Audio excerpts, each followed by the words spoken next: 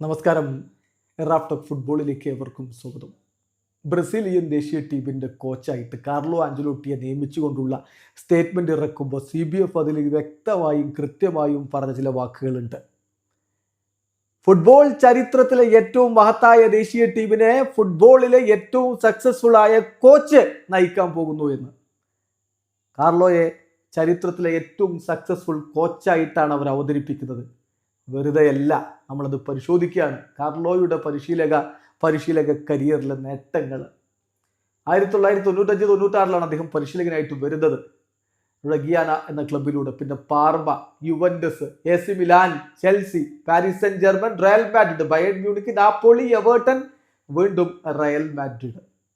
അങ്ങനെ എണ്ണം പറഞ്ഞ ക്ലബ്ബുകളെ പരിശീലിപ്പിച്ച കാർലോ അദ്ദേഹത്തിന്റെ കരിയറിൽ ആദ്യമായിട്ടാണ് ഒരു ദേശീയ ടീമിനെ പരിശീലിപ്പിക്കാൻ വേണ്ടി പോകുന്നത്. ചരിത്രത്തിലെ ഏറ്റവും മഹത്തായ ദേശീയ ടീം കിരീടങ്ങൾ വെച്ച് അങ്ങനെ തന്നെയാണ്. അപ്പോൾ ഏറ്റവും സക്സസ്ഫുൾ ആയ കോച്ച് അവരുടെ കോച്ചായി വരുന്നു എന്ന് പറഞ്ഞാൽ അത് വെറുതെയല്ല.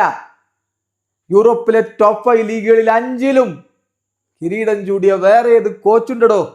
5 യുവേഫ ചാമ്പ്യൻസ് ലീഗ് കിരീടങ്ങൾ നേടിയിട്ടുള്ള ഒരു കോച്ച്. വല്ലാത്ത നേട്ടങ്ങളാണ് ഡോൺ കാർലോയുടേത്. നമ്മളൊന്ന് പരിശോധിക്കുകയാണ്. നോക്കുക, എല്ലാ ടോപ്പ് 5 ലീഗിലെ എല്ലാ ലീഗിലും അദ്ദേഹം കിരീടം ചൂടിയിട്ടുണ്ട്.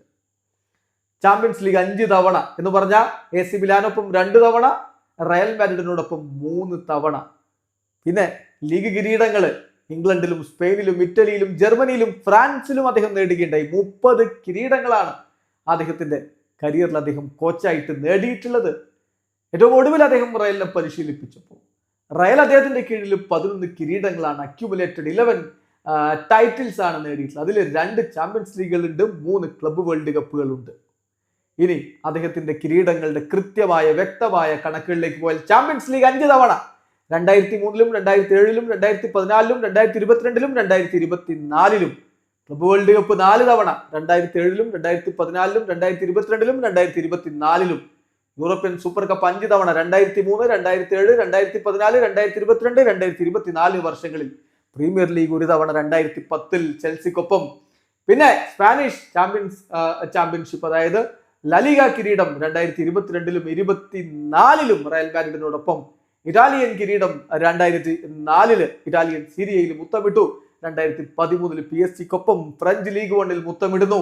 പിന്നെ ബൂണ്ടസ് ലീഗയില് ജർമ്മൻ ബൂണ്ടസ് ലീഗ 2017-ല് അദ്ദേഹം മുത്തമിടുന്നു. FA കപ്പ് 2010-ൽ 1 തവണ, ഇറ്റാലിയൻ കപ്പ് 2003-ൽ 1 തവണ, കോപ്പ ഡെൽ റേ 2 തവണ 2014-ലും 2023-ലും, സ്പാനിഷ് സൂപ്പർ കപ്പ് 2 തവണ 2022-ലും 2024-ലും, ജർമ്മൻ സൂപ്പർ കപ്പ് 2 തവണ 2016-ലും 17-ലും, ഇംഗ്ലീഷ് കമ്മ്യൂണിറ്റി ഷീൽഡ് 1 തവണ 2009, ഇറ്റാലിയൻ സൂപ്പർ കപ്പ് 1 തവണ 2004-ൽ.